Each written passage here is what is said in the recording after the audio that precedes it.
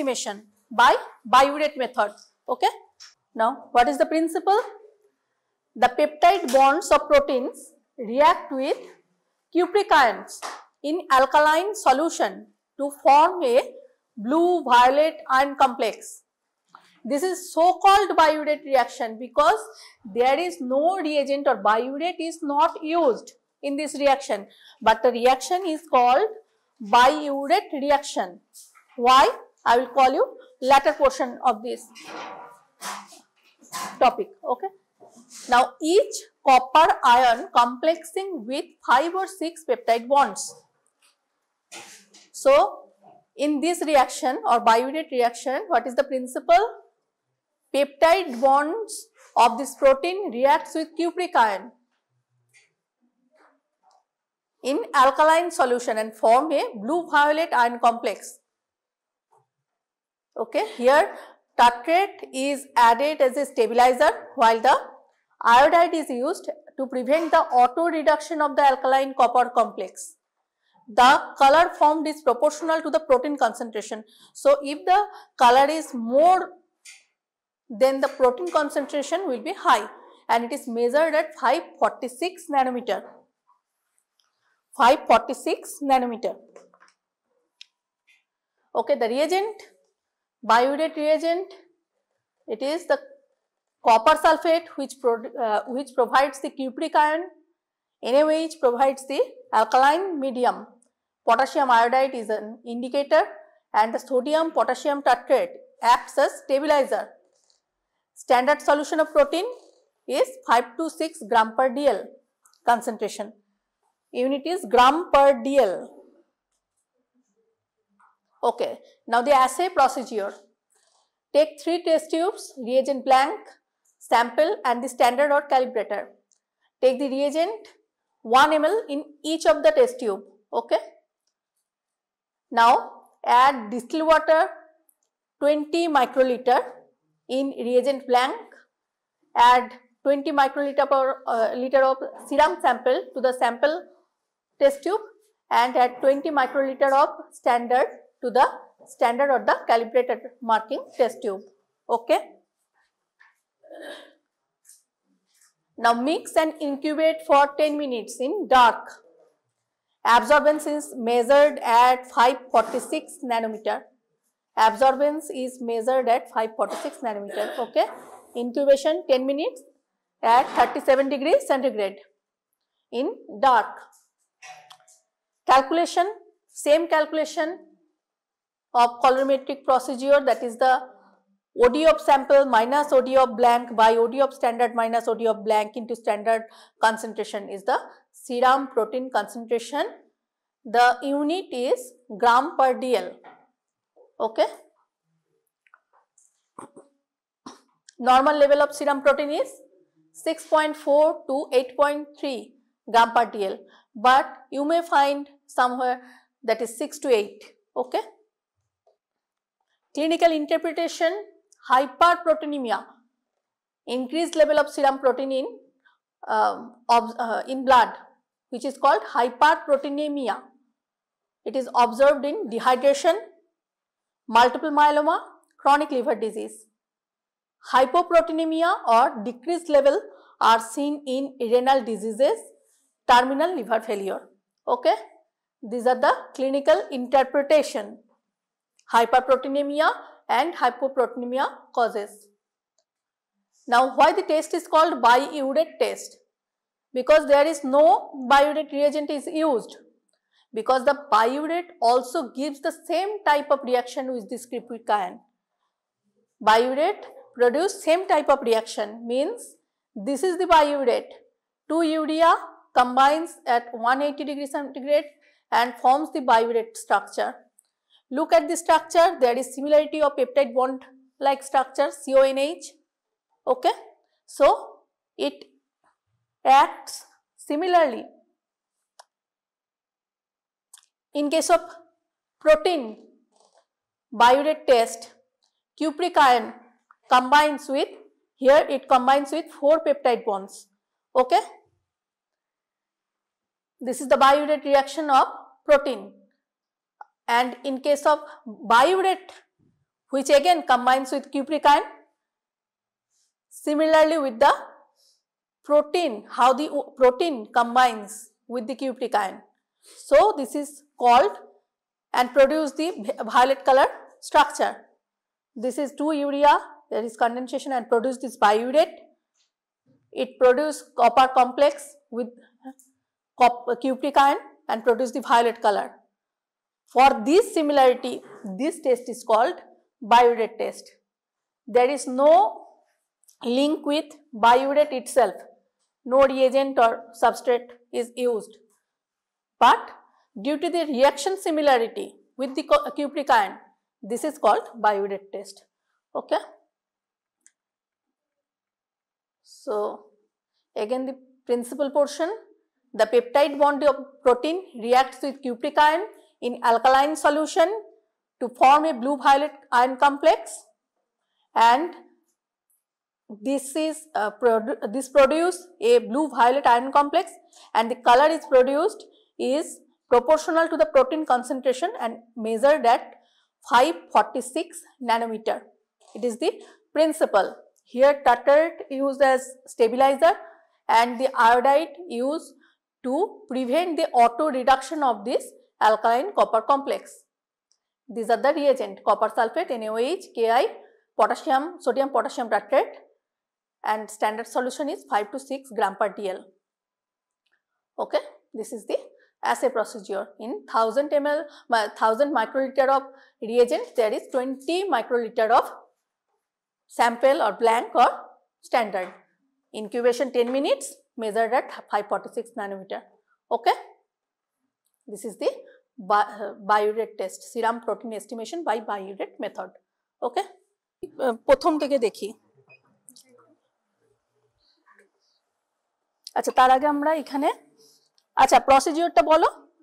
1000 reagent আর আচ্ছা প্রথমে আমরা একটা ব্ল্যাঙ্ক, একটা স্ট্যান্ডার্ড, হ্যাঁ, আর একটা টেস্ট মার্ক করে তিনটে টেস্ট টিউবে আমরা নিয়ে নিলাম। ঠিক আছে, 1000 করে reagent. This is the biuret reagent. Glucose এস্টিমেশনের সময় আমরা ব্ল্যাঙ্কটাকে 0 ধরেছিলাম, কারণ ওখানে ওয়াটার ব্ল্যাঙ্ক ইউজ করেছিলাম। ওয়াটার ব্ল্যাঙ্ক কারণ গ্লুকোজের যে রিয়েজেন্টটা সেটা ব্ল্যাঙ্ক মানে ওয়াটারের মতো ছিল, কিন্তু এটা কিন্তু মানে তোমার এটা কালার আছে, তাই অডিও আছে, কালার যেহেতু তাই অডিও আছে, তাই এখানে আমরা রিয়েজেন্ট ব্ল্যাঙ্ক ইউজ করব। তার মানে আমাদের ফর্মুলাতে আমাদের লিখতে হবে, হ্যাঁ, যে টোটাল ফর্মুলাটা OD of test minus OD of blank by OD of standard minus OD of blank into concentration of the standard। দেখো না, ওয়াটার ব্ল্যাঙ্ক নিলে কি করে হবে, এটার তো নিজস্ব একটা তাহলে ভুল হবে, রেজাল্টটা ভুল হবে, কারণ এর তো তার থেকে বেশি ওডি আছে, ওয়াটারের থেকে তো এটার বেশি ওডি হবে, তাই তো। আচ্ছা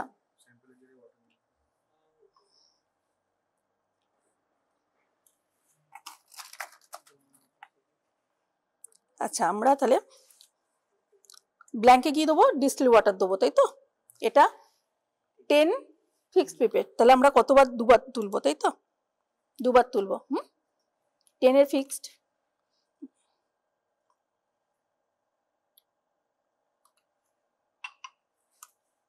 প্রত্যেকবারে টিপ চেঞ্জ করতে হবে। নেক্সট হচ্ছে আমরা স্ট্যান্ডার্ড দেবো। দেখো স্ট্যান্ডার্ডটার গায়ে কত স্ট্যান্ডার্ডের কনসেন্ট্রেশন বলা আছে বলো, দেখবি এটা খোলা আছে বাবা, উল্টে গেলে মুশকিল। 8 গ্রাম পার ডিএল, তাই তো। এটা হচ্ছে স্ট্যান্ডার্ডের কনসেন্ট্রেশন, তাহলে স্ট্যান্ডার্ডের কনসেন্ট্রেশন কিন্তু প্রোভাইড করা আছে। এবারে রাখতে রাখতে স্ট্যান্ডার্ড কিন্তু নষ্ট হয়ে যায়, মানে 8 মানে যে 8 দেবে সেটা নাও হতে পারে।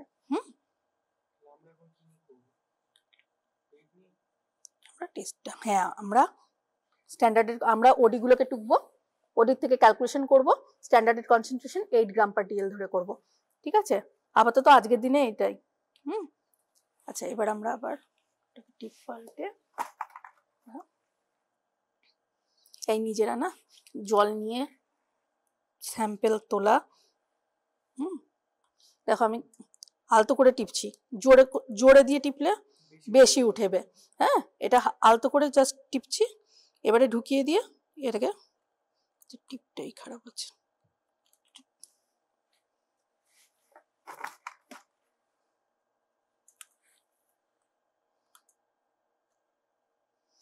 হ্যাঁ ঠিক আছে। টেস্টে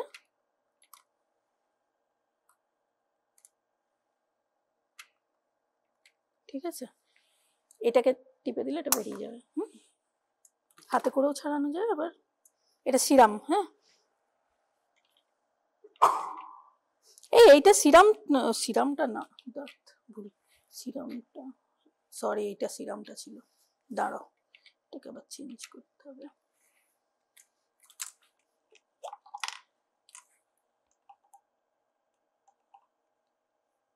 রিএজেন্ট 1000, এটা টেস্টটা,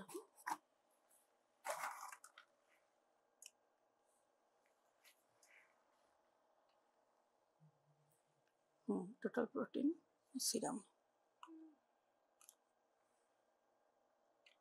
আচ্ছা, আইডিয়ালি হচ্ছে যে টিস্যু পেপার দিয়ে মুখটা মুছে নেওয়া, ঠিক আছে, মানে এখানটা আবার ঠিক করে মুছে নেওয়া যাতে এক্সেস না থাকে, মানে কোয়ান্টিটিটা খুবই কম তো, তাতে একটু বেশি হলেও রেজাল্ট বেশি আসবে। আচ্ছা, দেয়ালে টেয়ালে লেগে যেতে পারে, সেই জন্য আমরা প্রথমে একটু এরকম শেক করে নিয়ে এবারে ইনকিউবেশনের জন্য দেব।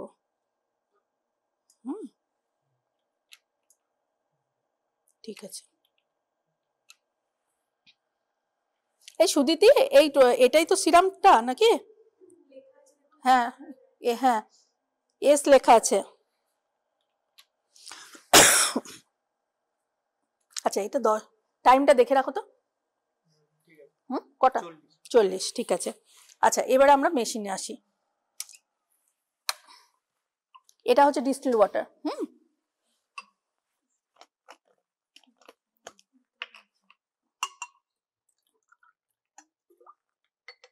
এটা হচ্ছে সেমি অটো মেশিন।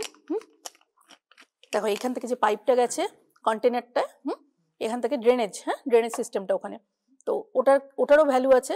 ওটা যদি ভরে যায়, আর ইফ ইট ইজ আননোটিসড, যদি নোটিস না হয় তাহলে কিন্তু এখান থেকে ড্রেন হবে না, তাহলে এখানে ভরে যাবে, টেস্ট রেজাল্ট সব অ্যাবনর্মাল আসবে।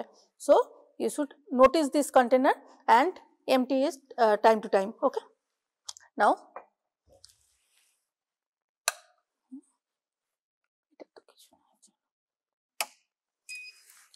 সুইচ অন করলাম, এখানে পিছনে একটা সুইচ আছে, ঠিক আছে। এবারে stabilising the temperature. Okay, machine 37 degree centigrade ওর টেম্পারেচার স্টেবিলাইজ করে নিচ্ছে। সে গরমই হোক আর ঠান্ডাই হোক, হ্যাঁ খুব ঠান্ডা, টেম্পারেচার আগে স্টেবিলাইজ করবে।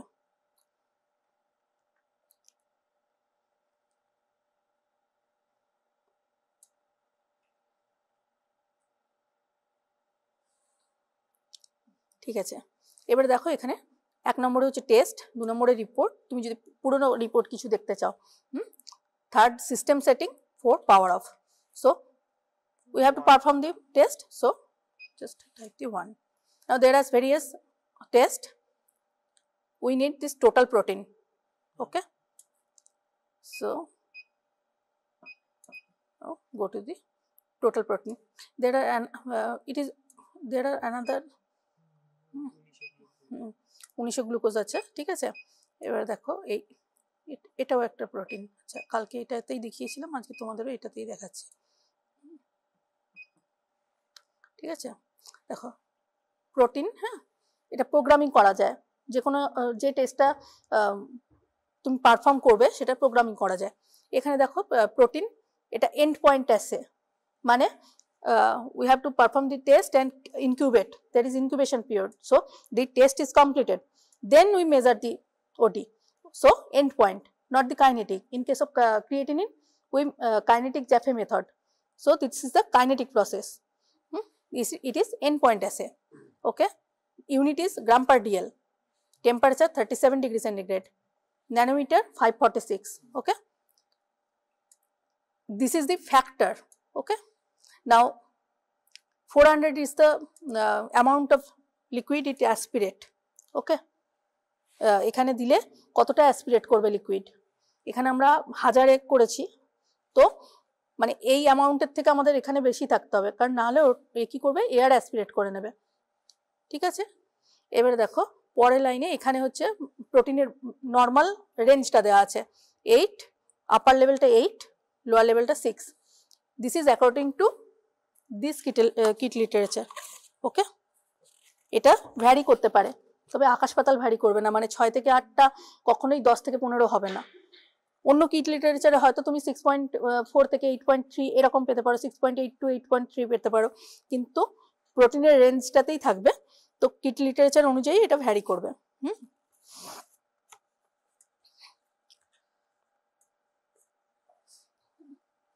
আচ্ছা, এবারে এটা আমরা এই টেস্টটা ওকে, এটা আমরা পারফর্ম করব।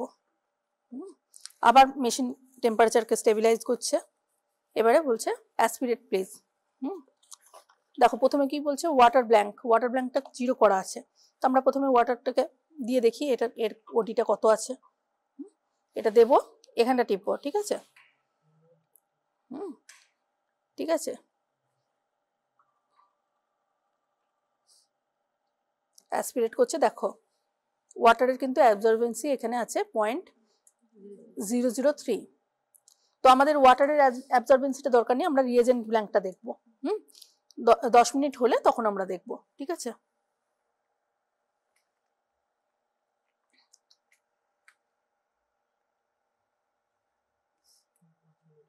পাঁচ মিনিট হয়েছে না, আর 5 মিনিট যাক। হ্যাঁ, আচ্ছা, যে কোনো টেস্টের তোমাদের মানে মুখস্থ রাখতে হবে কিন্তু principle, you have to learn it very well, principle and the methodology, okay, and the clinical interpretation portion also. You have to write in your exam copy different heading: principle, procedure, reagent you may not write, but principle, procedure, result, interpretation. Okay, if you have get a protein value 10 gram per dl, so this is hyperproteinemia, so you have to interpret also, give the result calculation, give the result, and in interpretation you have to write the normal range of protein. So this is hyperproteinemia, these are the causes of hyperproteinemia. Okay, up to this then you will get the full marks no 30 তে তখন তোমরা 24-25 পেতে পারো। Okay, but if you have missed one heading, so there is 5 marks already cut, because there is division of these marks. Okay, হ্যাঁ, calculation, clinical interpretation, ঠিক আছে। Broad heading গুলো প্রত্যেকটা লিখতে হবে, তবে সেগুলোর এগেনস্টের মার্কসটা পাবে, না হলে কোনো একটা মিস হয়ে গেলে কিন্তু সেই পোর্শনের যে 5 মার্কসটা সেটা টোটাল মিস হয়ে গেল। ইউরিনের এস্টিমেশনেও মানে ইউরিনের যেগুলো তোমরা ডিটেকশন করেছো সেখানেও কিন্তু ওই রকম প্রত্যেকটা, ওটা বলে দিয়েছিলাম, প্রত্যেকটা ভাগের আলাদা আলাদা মার্কস আছে।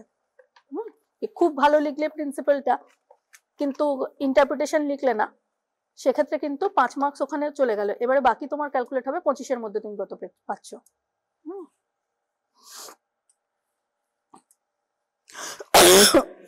কতক্ষণ হলো?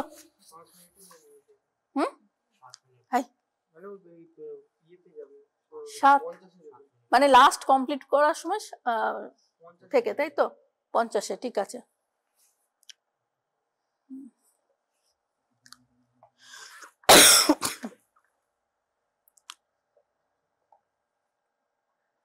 চলো আমরা ব্ল্যাঙ্কটা মাপতেই পারি, ব্ল্যাঙ্কটা এত কিছু নেই। হ্যাঁ, ঠিক আছে, রিয়েজেন্ট ব্ল্যাঙ্ক, ঠিক আছে।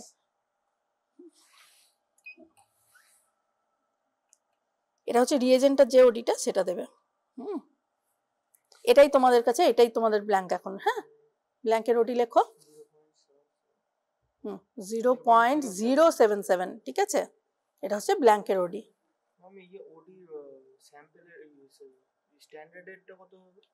স্ট্যান্ডার্ড রেটটা 10 মিনিট পরে মাপবো। তবে তো মাইনাস করে করে বার করবে।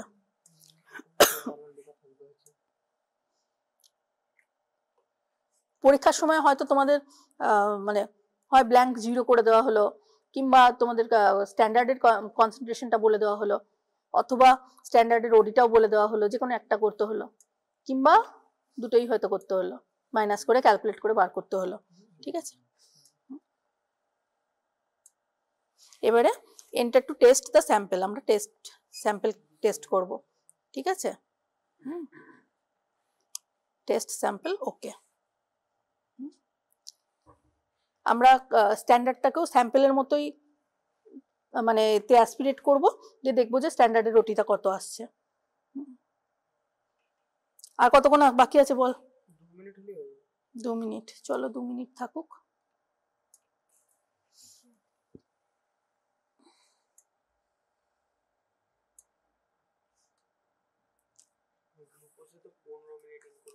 হ্যাঁ 15 মিনিট হচ্ছে যে শীতকালে আমরা 15 মিনিট করব, গ্রীষ্মকালে 10 মিনিট করব। মানে 37 ডিগ্রি সেন্টিগ্রেড থাকলে 10 মিনিট করলেই হবে। কিন্তু যদি বোঝা যায় যে মানে তোমরা যখন ফাইনাল পরীক্ষা দেবে তখন ঠান্ডার টাইমে দেবে, তখন হয়তো 15 মিনিট রাখতে হবে। ঠিক আছে, আর মেপে নেবো আমরা উইদিন 2 আওয়ার্স। নাহলে ভ্যালু একদম কমে যাবে। ঠিক আছে, হ্যাঁ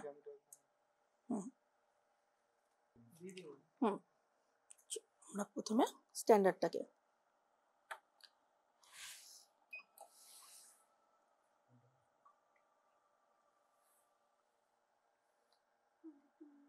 কি কি দেখতে চাইছিলে? ম্যাম কোনটা প্রেস করব? এই যে এইটা, এটাকে প্রেস করলে হ্যাঁ দেখো ওডিটা 0.458।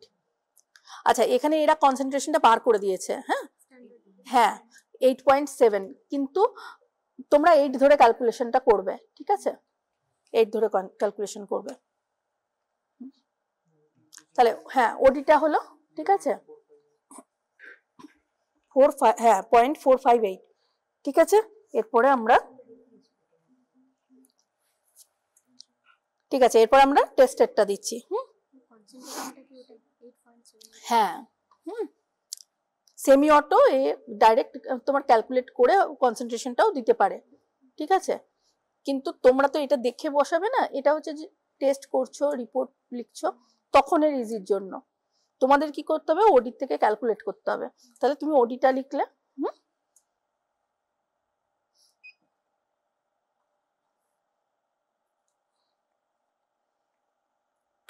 দেখো এরপরে সেকেন্ডটা